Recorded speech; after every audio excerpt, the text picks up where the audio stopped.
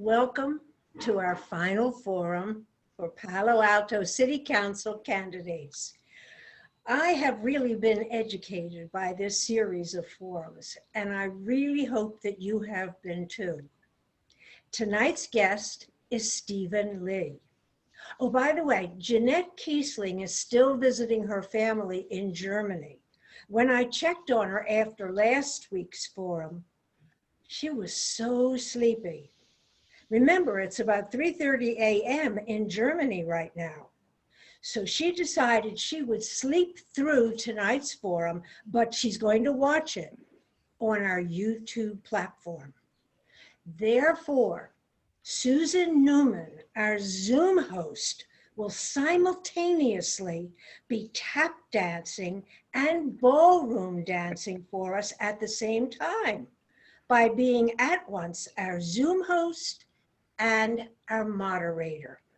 Ready, Susan? A one, a two. Thank you for that great introduction, Freda. They're really pretty priceless, and I like the way they vary from week to week. And thank all of you for tuning in, especially with so much else going on. It's heartening to see that even with all that is going on, we still have the energy and bandwidth to learn about our city council candidates. And thank you, Stephen Lee, for taking the time to speak with us tonight. I'm going to start with a brief introduction, after which I will hand over to you, Stephen, for an opening statement. And then I'll follow up from there with questions from our attendees who will be posting via chat. So from my brief research about you, Stephen, I have learned that this is your first time running for City Hall. Is that correct? It is, yes. But you do have quite a history of involvement in government and community affairs. Just a minute. Serving as the Palo Alto Human Rights Commissioner for the last 3 years. You also serve on the VTA Citizens Advisory Committee and the Midtown Residents Association Steering Committee, and have been active with, as far as I can tell, quite a few community organizations and efforts supporting causes that you care about. In your capacity as Human Rights Commissioner, you have not been afraid to, as they say, fight City Hall when you care about the issue at hand, such as gender equity or accountability and transparency. In fact, you wrote in a guest opinion for the PA Weekly that the recent decision to reduce the number of human rights commissioners was in part, at least, a move to get rid of you because of your outspoken engagement with the council. You've also been, I'm letting somebody in, you've also been critical of the management of issues before the city council, saying that our decision-making process is too slow, and also that the current council has abdicated responsibility to the city manager. And I know there are a lot of other specific issues that you think Palo Alto needs to be paying attention to, from housing to police reform to gender equity and so much more. And I will turn it over to you and invite you to take the next 5 or 10 minutes to give us a little bio and tell us why you are running for city council and why you think you would be an effective council member, and what your top issues are, and how you propose to address them if you are elected. Okay. Well, thank you so much, Susan. Thank you, everyone, for inviting me to speak with you this evening. I'm glad we're able to get together remotely. As Susan mentioned, my name is Stephen Lee. I'm a progressive Democrat running for Palo Alto City Council. I'm one of only 3 candidates in this crowded race of 10 who's been endorsed by the Democratic Party. I've been endorsed by 8 various Democratic groups throughout our county.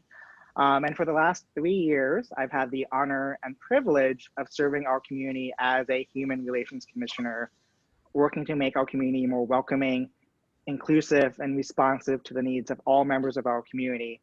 So that includes working on things like gender equity, working with our PTAs to get further action to address the teen vaping issue. It means working on homelessness. It's meant working on being an ally for our LGBTQ community. It's meant working with our special needs community to make our city facilities and recreational programs more accessible to all families, regardless of their abilities. My service on the Human Relations Commission is sort of a continuation of a lifetime of service. You know, I grew up in West San Jose in the Cupertino School District, and I've always been the kind of person who's been involved in this sort of thing, whether it's student government, local government. You know, I just turned 32 last Thursday. I can't believe I'm 32 already, but I've been in public service pretty much since I was 15. So that's what, 17 years that I've been involved and engaged on all of these different issues.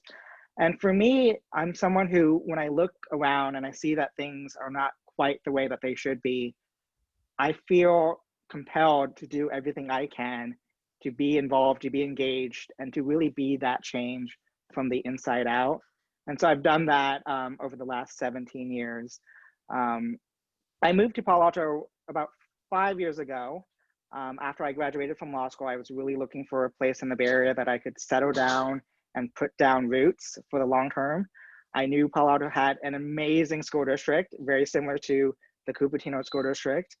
And I knew that I wanted to give my future kids the same opportunity that my parents had worked very hard to give me. Plus, I like that Palo Alto has that small town feel. You know, in my one part of San Jose, there were 100,000 people, right? And that seemed too big to me. I love how homey Palo Alto is. I love how when I walk the streets and the sidewalks that I bump into people that I know. I love that college town feel. And this is a place that, you know, I hope to put down roots and be here, you know, the next 50, 60 years, you know, God willing. And, you know, I'm running this year because I think it's time for bold, progressive, and responsive leadership. And what do I mean by all of those things? In terms of bold leadership, you know, Palo Alto is known as the birthplace of Silicon Valley. We have all of these amazingly smart and innovative and courageous businesses and people who live here who are working on so many forward-looking and change solutions. And I wish that our local government was just as courageous, just as innovative in responding to the needs of our community and the issues we face as a world and as a city in the same sort of spirit. In terms of progressive leadership, you know, I'm a strong believer in the power of local government to be an instrument of good, where we all come together to make sure that no one gets left behind, no one gets taken advantage of, and we work together to address all of our needs. And so I really want us to be a community where it's a great place to raise a family. It is already, but I want us to be a great place to raise a family no matter who you are, where you come from, what your socioeconomic status may be, or what your particular needs may be. So that's the kind of progressive community that I want us to be, and I know that so many members of our community want us to be. In terms of responsive leadership, Susan alluded a little bit to it in her description of my service. Palo Alto is known for this sort of Palo Alto process. I'm sure all of you have experienced this, where it always seems to take our community a bit longer to get anything done, and it ends up taking more time, costing more money, and we always end up with sort of a lukewarm solution, you know, whether it's on housing, whether it's on homelessness, whatever issue it is that you care about. And I've spoken to a lot of different segments of our community as a commissioner and through this campaign. And the same theme that I keep seeing over and over again is just the lack of responsiveness by our city council to all of our concerns and all of our needs. And so I want us to have a council that really rises to meet each challenge and that is a bit more responsive to address all of the needs we care about. Because the longer we wait, the longer we continue to feel the impacts of inaction. And so, you know, my service on the commission and my hopefully future service on the council will be in service of current residents. I think our council has abdicated too much power and too much responsibility to an unelected city manager, to an unelected staff. And I think at times that means that they are pushing an agenda and pushing on issues that don't respond to the actual needs of our community. And I think that needs to change. I think it would be helpful to have a lawyer on the council who can, in a polite way, but push back, gently when things don't add up, to push back on assumptions and conclusions that just don't make sense for our community. And let me just wrap up here because I don't know how long I've been speaking, but in particular, the one issue that I would like to work the most on is housing. For me, housing is so inextricably linked to many of the different issues we all care about as a community, and we have an interest as current residents to get serious about it. Let me give you a couple of examples. So if we want to get serious about racial and economic inequality, then we need to get serious about housing. If we want to address traffic, right, and reduce traffic, we need to address our 3-to-1 jobs housing imbalance. If we need to get serious about climate change or homelessness, housing is a big component to it. If we want to maintain our excellent schools, we're seeing declining enrollment in our school district because young families can't afford to live here. And if we don't reverse that trend, that means we might have to close down some of these schools in the future. And we have teachers who can't afford to live in or even close to the communities that they teach in, which means that prior to COVID and after COVID, they're spending less and less time with our kids and with our students because they're spending time commuting. And we're seeing the impacts to public safety because we see firefighters who live past Sacramento. So I've really been trying to make the case to current residents that we need to get serious about housing, not just because of altruistic reasons or because we want to cultivate a more diverse and inclusive community, but because our inaction on housing is in so many different ways adversely impacting current residents, people who live in homes here, and we need to get serious about it. So let me stop there. Happy to answer any questions or go into further details about any aspect of what I just mentioned. That is a great place to stop because I think it gives us a jumping off point that will touch on a lot of other issues based on what you said there at the let's talk about housing. Freda has sent in a question saying, what's your opinion of the housing problem we have in Palo Alto, which is, right on target. I thought I'd make it slightly more specific by asking you, well, maybe just to start by outlining the specific steps that you would want to take. One that I know is of concern to a lot of current residents is whether the R1 zoning status of many homes will be maintained or whether it will be compromised by allowing people to subdivide their lots and create duplexes and do other things like that, way of addressing the housing problem. So why don't you tell us about some of the policies that you definitely think are important and maybe speak to that one in particular.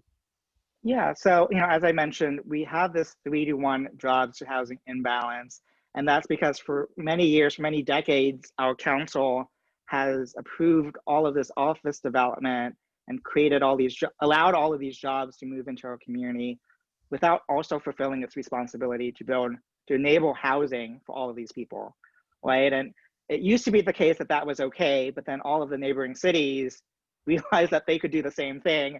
And so we ended up in a situation where everyone was building office, no one was building housing, and we're seeing the results of that poor planning. So we do need to get serious about it to address all of the impacts that we are seeing in our community. We need to re-examine what are the barriers. Well, let me step back and say, I am against additional office development. It perplexes me, some other pro-housing candidates, pro-housing council members, they seem to want to do both, right? Build housing and office development. And for me, my sense is we have enough office. I don't want to dig us into a deeper hole in terms of a 3-to-1 jobs housing imbalance. And even if you adjust the ratio, we'd still be digging ourselves into that hole just a little bit slower. Right? So for me, no more office. We don't need to do any more office. We need to focus on housing. And so how do we do that? I think I totally understand folks' concern about single family neighborhoods. And, I want this to be an educational process where we really do a lot of listening to each other and make sure that we are not talking past each other, but really listening and understanding what we mean in terms of some of the changes we mean. So I am a big proponent of getting rid of what's called exclusionary zoning. I think we need to enable the placing of duplexes, triplexes, and quadplexes in our single family neighborhoods. But I think we can do so in a way that blends in with the current neighborhood character, right? We see in communities that have done this the right way, that they're able to do so in a way that doesn't disturb the neighborhood, that doesn't impact the neighborhood. And for the most part, you know, if you do it right, you wouldn't even notice that these are duplexes, triplexes, or quadplexes from the streets because they blend in that well. So I think there's a way to make it work while addressing our housing needs in our traditionally single family neighborhoods. And I'm going to be very committed to listening to all of our neighborhood groups to make sure that we do it the right way. The thing that I'm concerned the most about is if we don't get serious about tackling housing in our own unique and Palo Alto way, then we're going to see our elected representatives at the state level step in and do it for us, which means that they may do it in a way that doesn't blend in well with our neighborhoods, that doesn't take into consideration local considerations or local needs or local impacts. So we have an opportunity to get serious about housing and to do it our own way. But if we decide not to do housing at all, then we're going to be faced with something even worse where the state comes in and does it for us. So that's one thing. I think we also need to look at how do we remove barriers to building dense housing along transit corridors and near job centers. So things like El Camino, things like University of California Avenue in the research park and near where jobs are.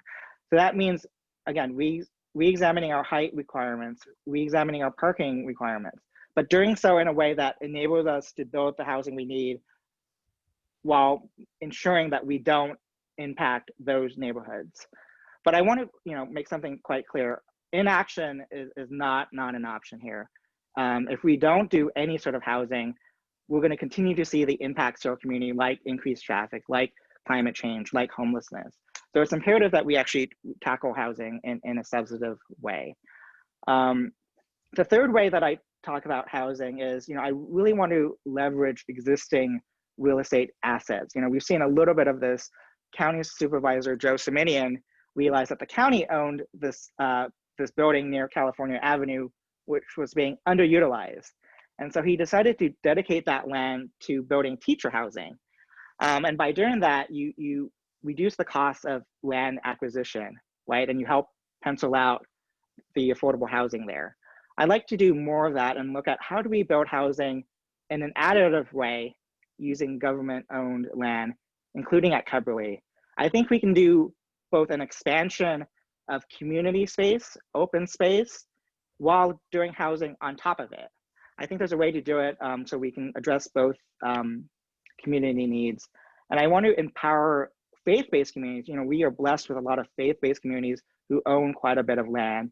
And a lot of them are interested in developing some level of affordable housing on their land as part of their faith and as part of their larger mission and commitment to our community.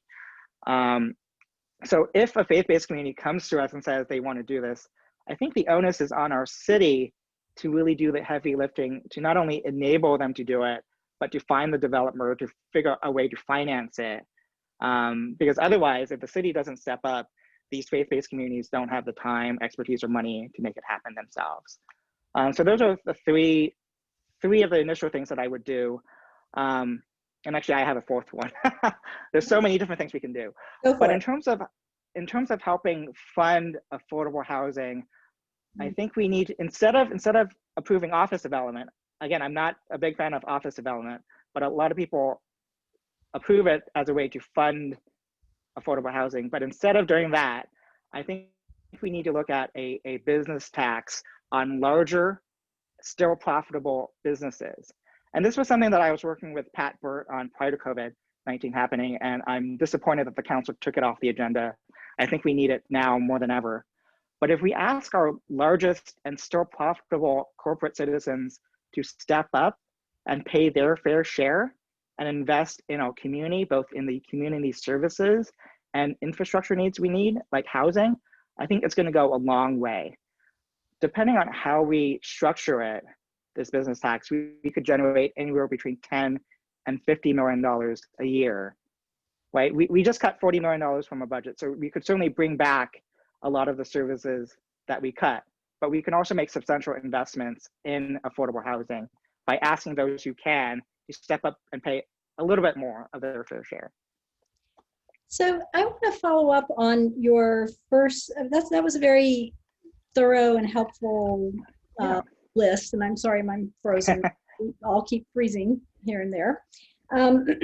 But going back to your first thought about how to increase affordable housing or the housing stock in general, aside from not building any more offices, that's a start, it seems like. Yeah.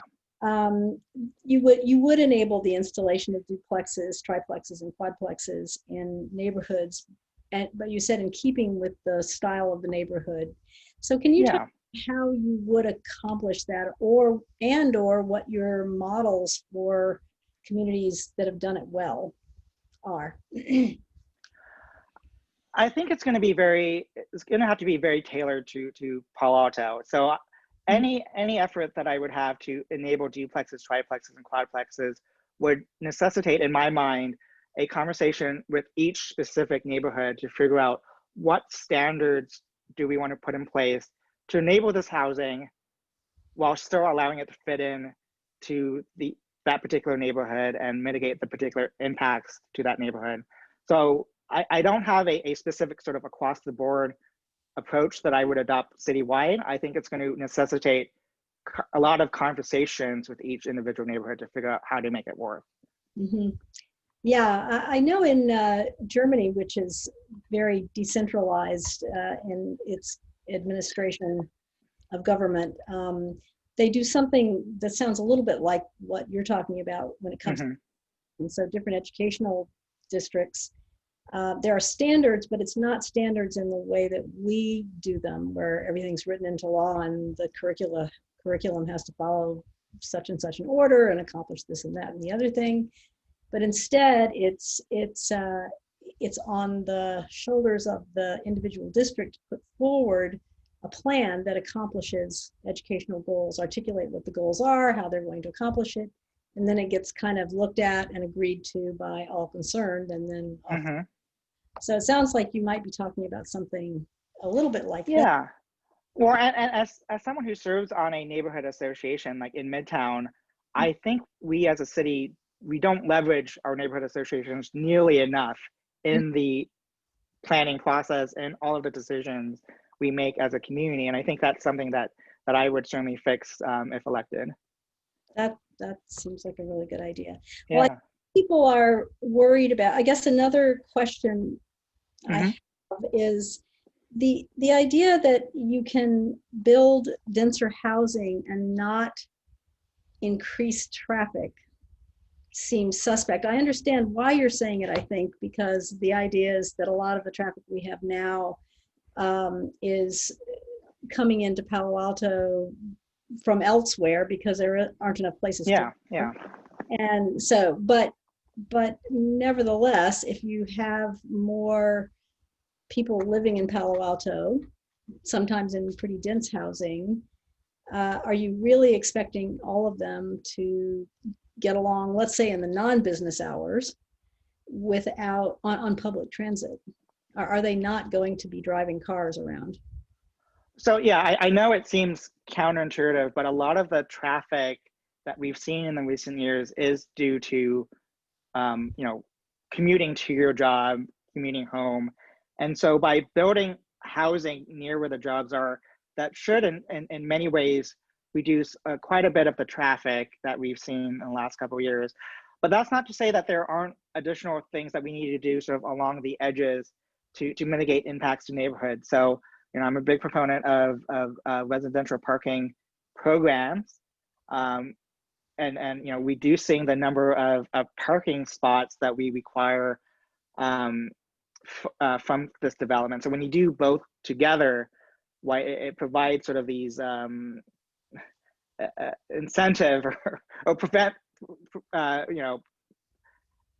discourages people from actually having as many vehicles as they want, right? That plus we need to make sure that we are investing in safer bike and pedestrian routes so that folks can, not all the time, but for more of their trips, get around on foot or on bicycle. Most trips in our community are, I think about 50% of our trips are under 3 miles, right? So if we can encourage those who can walk and can bike to do so, but in a safe fashion, I think that's going to help. So I think it's a combination of things, but I think the main thing is placing homes near where the jobs are, and then putting in place some of these additional measures around the edges.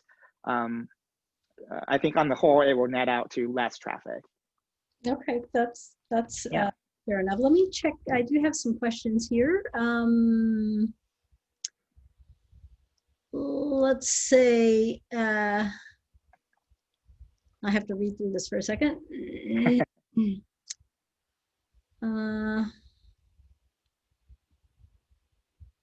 Okay, so Kathy is asking a few questions concerning housing. Wants to know if you think Palo Alto should build more dense housing because you support bringing more children into the local schools. And also, do you support state top-down legislation over housing, which I think you're saying that you do not. Let me see if there's anything else from her on Can that. I address those two first, or just so I don't forget? Yep. So yeah, I mean, I'm in favor of building more housing for a number of different reasons, and one of them, I think as Karen alluded to, is our school districts. We are seeing declining enrollment because young families can't afford to live here. So, we certainly need to build housing for that. We have seniors we have a large and growing aging population, and we don't have enough senior housing options to enable seniors to continue to live in our community. We have firefighters who live past Sacramento who can't afford to live here. So there's a number of different reasons why we need to get serious about housing. It's not just one of them, it's all of them together.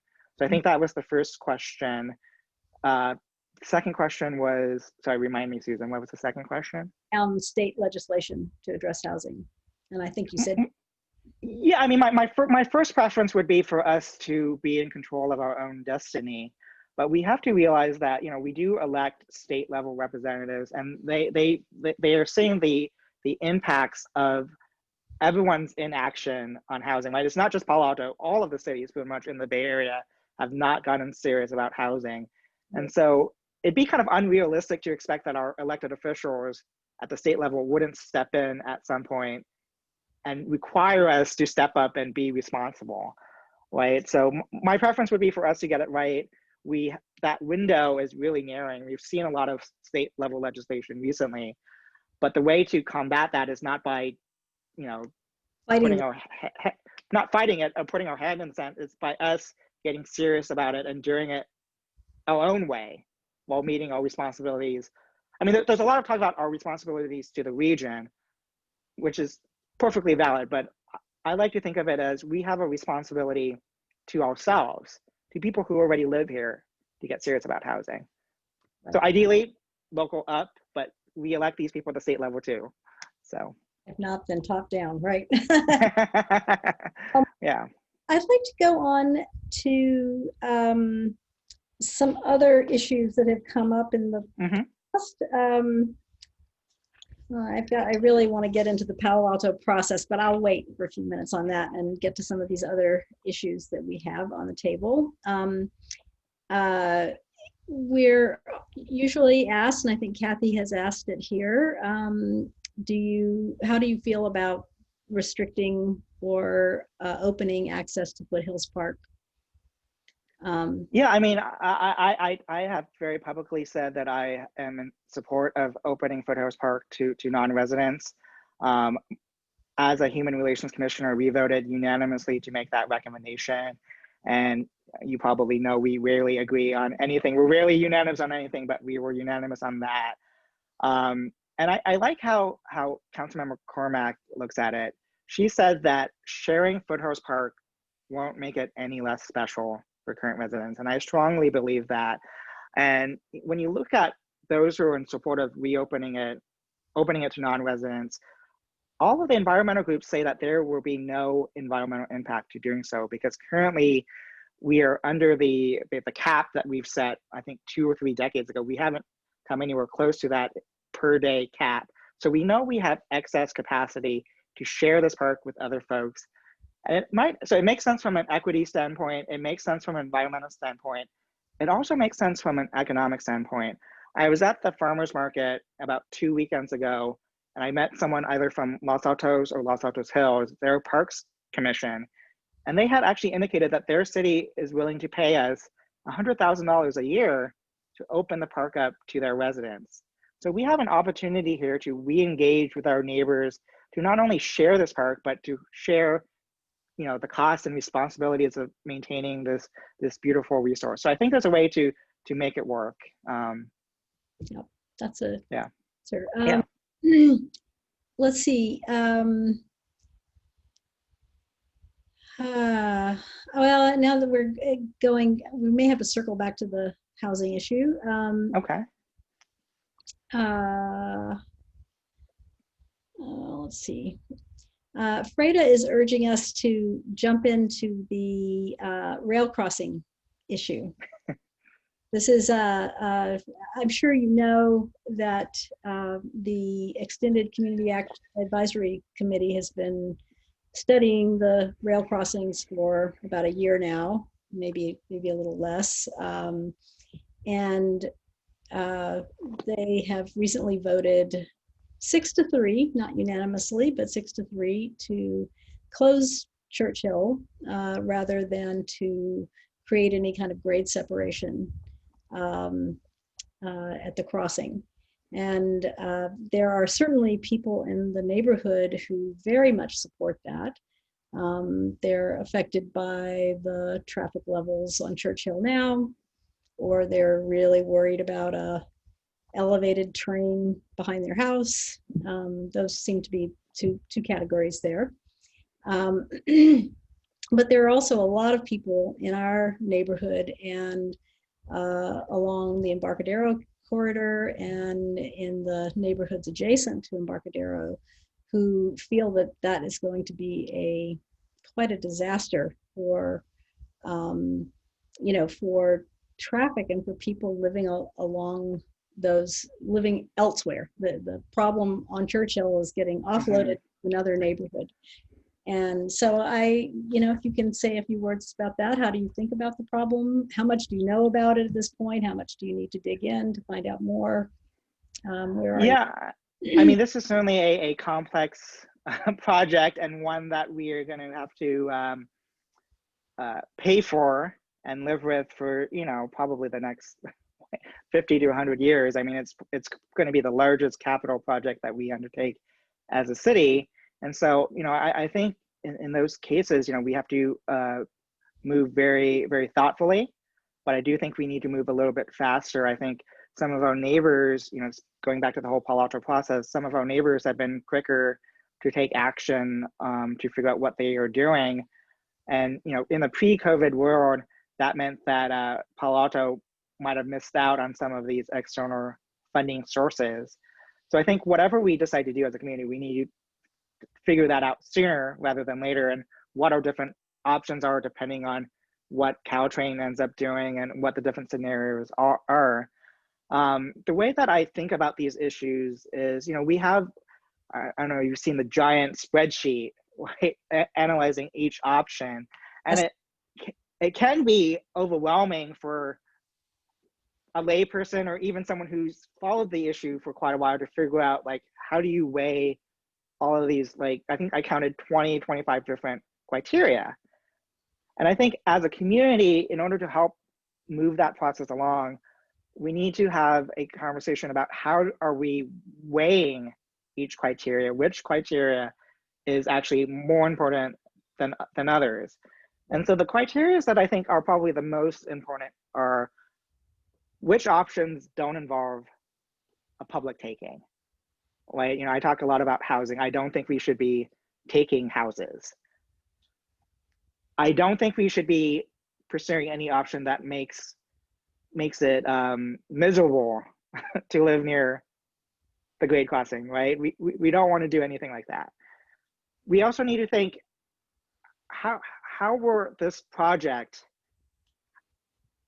accommodate all of the impacts that we're seeing from climate change, right? There's a lot of the plants have potential flooding issues, right? Depending on if we build a trench or whatever. So we need to make sure that we are choosing an option that is resilient and adapting to the environmental impacts that will come with climate change. Some of the other factors, yeah, they're important, but perhaps less important. So things like What about the aesthetic. Go ahead, yeah. Yeah, well, that you were going in an interesting direction, but I was going to say the city council divided up these many, and I agree there are many, right? Yeah. And sort of set some tier 1 criteria that were not, that can be in great conflict with each other already, just the 4 of them or whatever it was.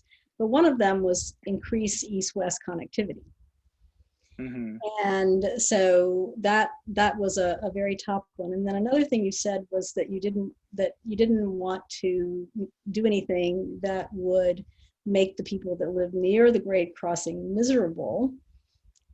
But what about doing something that makes people living elsewhere who are dealing with the traffic that is diverted, which is like something like 7,000 to 9,500 cars a day, diverted from Churchill onto other places. What about their misery? Yeah, I mean, it's interesting. You have to weigh the how high the impact is to the people who live closest, and compare that to the impact, citywide. I mean, in many ways, it's very similar to how we look at issues of equity, right? In terms of our police department, a lot of people have had very positive experiences with our police department, but we know that there is a small minority that has a less than ideal experience. And so in that particular situation, I think the impact to minorities is so much greater, which is compelling us to make these dramatic changes, even though the majority has a good experience. So it's definitely going to be a interesting balance, and I'm going to have to do a lot more listening to groups, particularly like this group, to really weigh what is the concern, how credible is the concern, right? I mean, we really need to rely a little bit on what the science and what the studies tell us, as opposed to perhaps what our fears might be, without knowing what the actual impact would be. No, Yeah. I understand. And I'm going to stop there because we are arranging another forum that you'll all be invited to that will focus just on rail. And we're going to be talking to Stephen then. That'll be a week from Saturday. We'll talk to Stephen again. And this Saturday. Oh, that's this group. Okay. Talk to some other, well, I organize partially this group, and it's partially, it's another group. And Gotcha. From both of these groups in these forums as well. So we'll get into that in great detail. So let's go back to some other questions. Yeah, definitely. Let's see. I wanted to go back for a minute to I want to go back to the responsive government issue, because that's one that I think everybody feels some resonance with. We all know what the Palo Alto process means, great rolling eyes, So the question is what are your ideas for making decision processes move more quickly, but at the same time, really keeping the doors open to hearing from residents? I think, I don't know if it's that our processes for hearing from residents need to get better and more efficient somehow. You talked about using the neighborhood associations, leveraging organizations that are already there somehow. But there is a question there. So could you talk about how you understand Yeah. the creepy crawly, you know, Well, I mean, yeah, I mean, as my slogan indicates, one of the big reasons why I'm running is because I think we need a more responsive government. And I think it mainly stems from the fact of the kind of culture we have on our council and in City Hall. One of the things I love about Palo Alto is how engaged people are in this community, and how many experts we have, and how many people we have willing to step up and do the work. And I've seen this in a number of different contexts as a human relations commissioner. I've seen parent groups who are advocating on behalf of their special needs kids. I've worked with multiple women's groups who are working to address gender equity in our community. I've seen neighborhood groups who are very active in advocating on behalf of their neighborhoods, right? So we know that there are people and passionate people in our community who are willing to do the work, to be engaged, and to help us figure these things out as a community. On the other side of things, I don't think we have a council or a city staff leadership that meets us anywhere near halfway, if that makes sense, right? So we have all of these people, all of these groups who are willing to do the work, who want to be engaged, but for some reason or another, our city manager, our city staff, and our council, they try to keep all of the issues really closed to themselves. Right. And as a result, if you have a council that is working on 50 different issues and they're not engaging or leveraging all of the expertise and energy in our community, that means that the process is going to be stretched out. Right. So I think we need new leadership on council who is going to be more willing to harness all of this energy in so many different ways. And let me give you an example of this. Like, we have hundreds of emergency service volunteers. That's one area where we've actually have leveraged all of the energy and passions of our community. I think we need to do more of that. I hear from neighborhood groups so much about the lack of code enforcement, right? And there are cities out there who have code enforcement, like a volunteer corps. I would love to do that so we can provide more leverage and more time for our professional code enforcements, but leveraging all of the time and passion our residents have. We can do it on making our parks and recreational programming more accessible.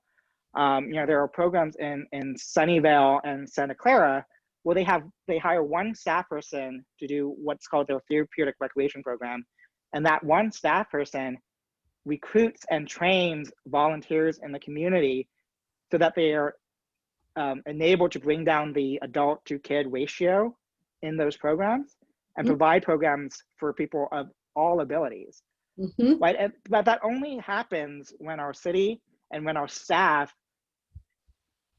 trusts and leverages the community. So we need that sort of cultural change to make our community, to make our city more responsive to all of the things we as a community want our city to work on. Yeah, that's an interesting answer. Yeah.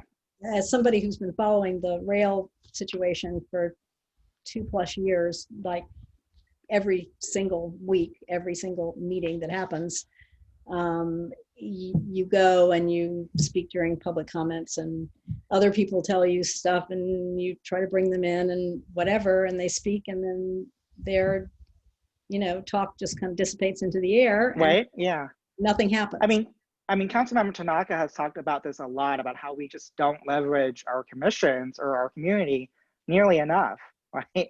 And that's something we need to change. Right. Yeah.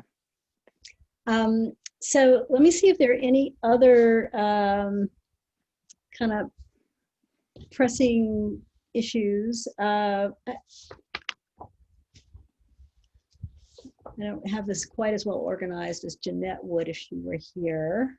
Talk about public transport, because that's another piece of the puzzle, I'm assuming, for reducing traffic and parking problems and so on. And what would you do to make it stronger? I know you and Carrie Templeton wrote an objection to the VTA cutting one of its routes.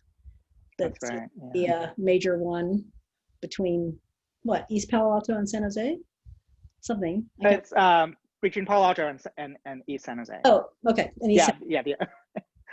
Well, having served on a VTA Citizens Advisory Committee, I know we're in this interesting chicken and the egg situation where public transport only works when you have the ridership to support it, right? And in order to generate the ridership, you need to support public transit and make it economical, make it viable, so that it's convenient and it's you have frequent times and stops and stuff. The only way to make that work is if we have the density to enable it, right? So VTA has told me that if cities stepped up just a little bit more to enable dense housing near these transit corridors like El Camino, they would be more than willing to maintain, enhance, and increase their bus lines along these corridors. So we as a city need to be a better partner to our transit agencies and make it more economical and viable. We see in Europe that public transit works because they have the density in these appropriate areas. So much so that you don't even have to look at a schedule. You're able just to get on a bus or a train every 5 minutes because they've gotten to that point. So we really need to be better partners to our public transit organizations. But we also need to look at how do we support pedestrians and bicyclists. We have such a great bike infrastructure here in Palo Alto. I believe we are a gold bicycle city, but I would love to see us become a platinum bike city. That tells you something about what gold means. Well, I mean, so I went to undergrad at UC Davis, which was one of the first 3 platinum bike cities. They had 2 full-time staff people dedicated to bike infrastructure. And by American standards, Davis was amazing, but by European standards, even Davis didn't really measure up. Yeah. Right. So we know that there's a lot we can do to make it safer and easier for folks to bike and walk. And I held a town hall with about 40 of our high school students, and they've told me that they don't feel particularly safe using our bike routes, right? And that's despite all of our efforts around safe routes to schools. So we really need to double down on looking at road diets, looking at protected bike lanes to make it safer, not just for them, but safe for us, quite frankly. I've started biking more now with COVID, and I'm like, I don't feel particularly safe, and I'm 32, right? So how do we expect other people of different abilities to feel safe? And as I mentioned at the beginning, about half of our vehicular trips are less than 3 miles, right? So how do we make more enjoyable bike routes, more enjoyable pedestrian routes? How do we enable folks to use e-bikes or e-scooters to get around for their shorter trips, and just make it more enjoyable and help connect some of the dots? I think we do certainly need to restore our shuttle program to fill that sort of last quarter mile, last half mile gap between systems, so that folks can actually get to VTA, get to Caltrain. Yeah. Well, that's interesting. I'm kind of wondering, as I think about the denser housing along El Camino, there's also been talk about several candidates about using the area in Stanford. I guess it's Stanford Research Park. I may not really know where I'm talking about, but kind of along Foothill and I don't know, other places back in there for increased density of housing. And I'm wondering about how, with the density that's required to support really responsive public transport, how do you keep Palo Alto's small town feel? Which was one of the... I mean, that's a very good question.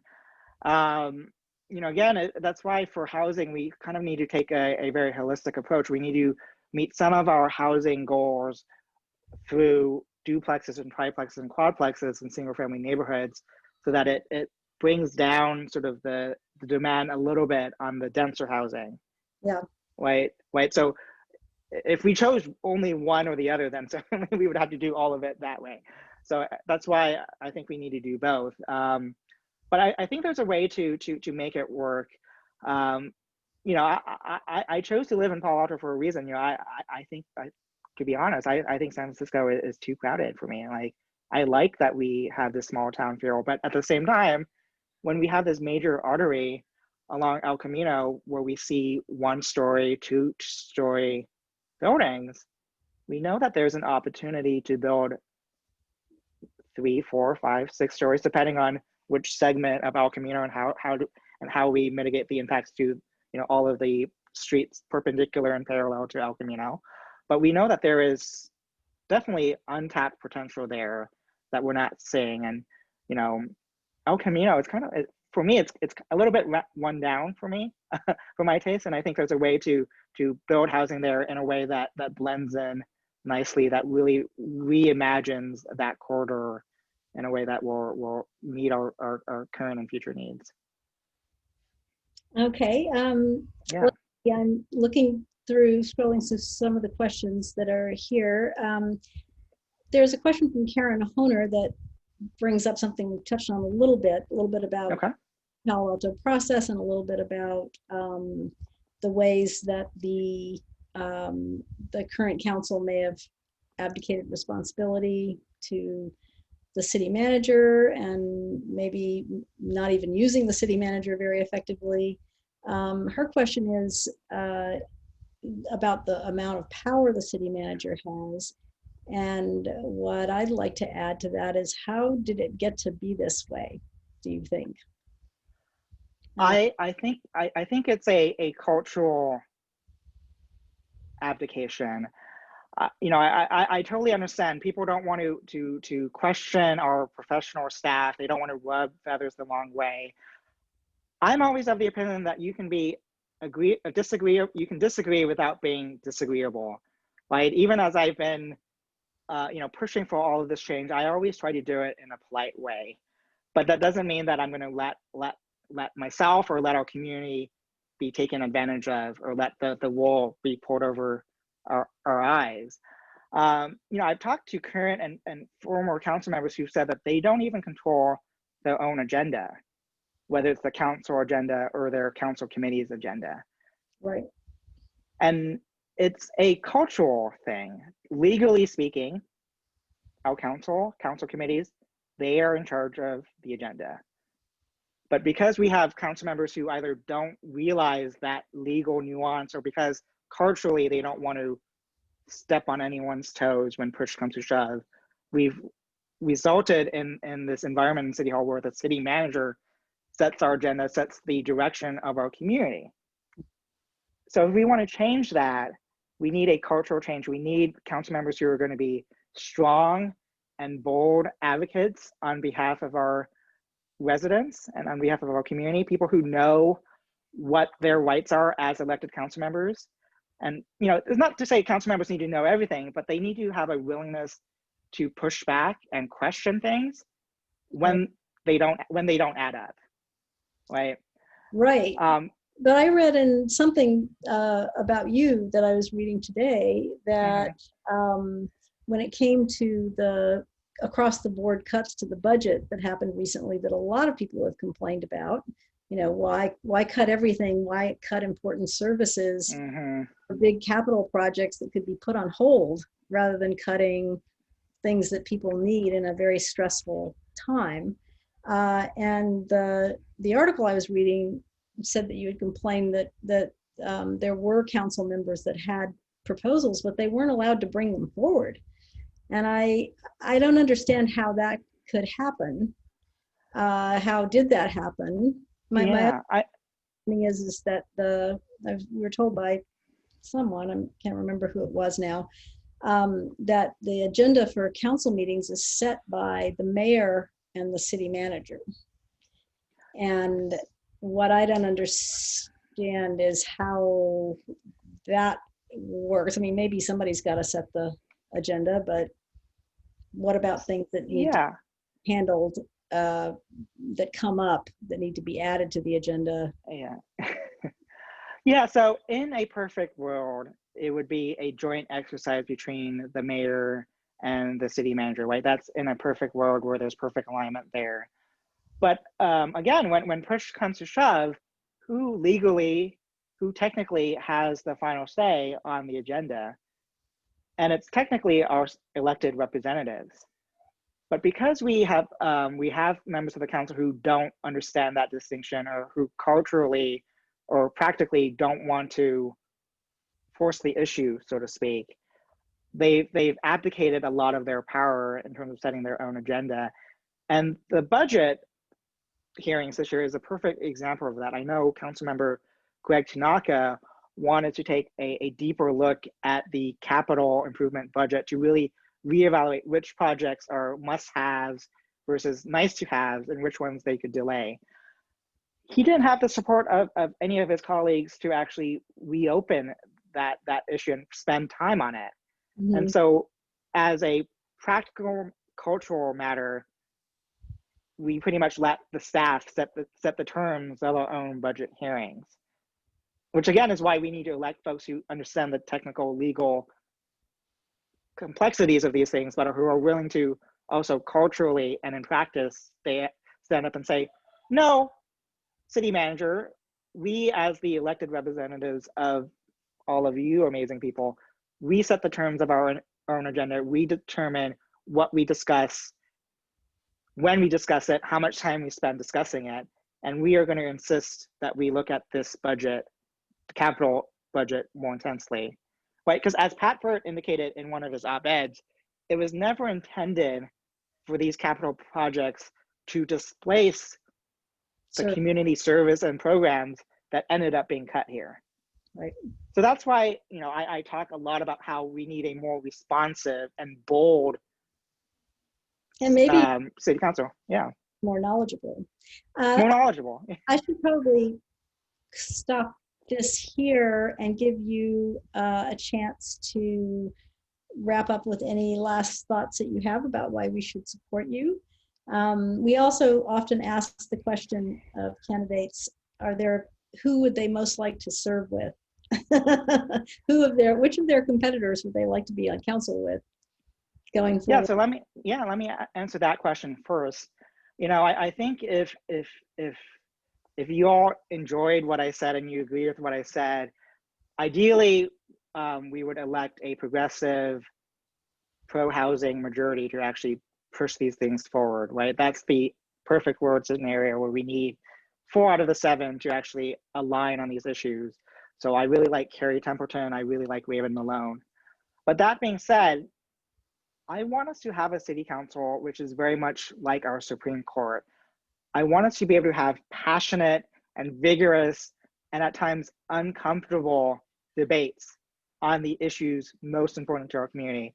Because I think it's only when we get really uncomfortable and when I'm shouting at the top of my lungs against someone who's shouting at the top of their lungs that we get the best outcomes, and when we explore all facets of an issue thoroughly. I want us to have a council and a leadership, a culture of leadership where we can have those sort of discussions and those sort of disagreements, but where we don't take it personally. I want to be able to get a drink, you know, get boba or get Korean barbecue with all of my colleagues, right? And you know, I've won a 5K I've got an ice cream with Lydia Koo, even though Lydia and Koo and I disagree on a lot of issues, but I like her personally. And bizarrely, some people who may align with me more on policy, they've criticized me for that. They said, Stephen, why are you hanging out with these council members? And I tell them, we are all part of the same community. And even though we passionately disagree, it doesn't mean we have to be disagreeable or disengaged or nasty with each other on a personal level, right? And unfortunately in our community, if you have strong opinions, people make it personal, or they disengage, they stop working with you. But that's not the kind of culture of leadership that I want to cultivate on our city council. So that's who I would work with everyone. But ideally, Ideally, if you agree with the policies that I'm articulating, Carrie Templeton, Raven Malone would be the two. The three of us have been endorsed by the County Democratic Party for good reasons, for all of those different reasons. I think in closing, I'll say this year we have an opportunity to change the trajectory of our country for the better, hopefully, fingers crossed. But we also have an opportunity for dramatic change here at the local level. And whether you agree with me or disagree with me, I am ultimately going to do what I think is best for our community, what my heart and what my brain tells me is in the best interest of all members of our community, especially those who may feel unheard or underserved. I feel a great sense of urgency to address a lot of these issues, even though they may not necessarily impact me directly. As a lawyer, I have quite a bit of privilege, but all of the work that I've done on the Human Relations Commission, all of the work that I'm doing in this campaign, it's not for me. It's for all of us as a community. And I'm going to use all of my energy, all of my strength, all of my training as a lawyer, all of my heart, all of my everything to do what I think is best for all of our for our community. And if you're frustrated with the lack of progress, if you're frustrated with the lack of responsiveness, here is your opportunity to change those things. Decisions are made by those who show up. So we have an opportunity this year to show up and say that we as a community demand and want a council that is bold, that is progressive, and that is responsive to all of our needs.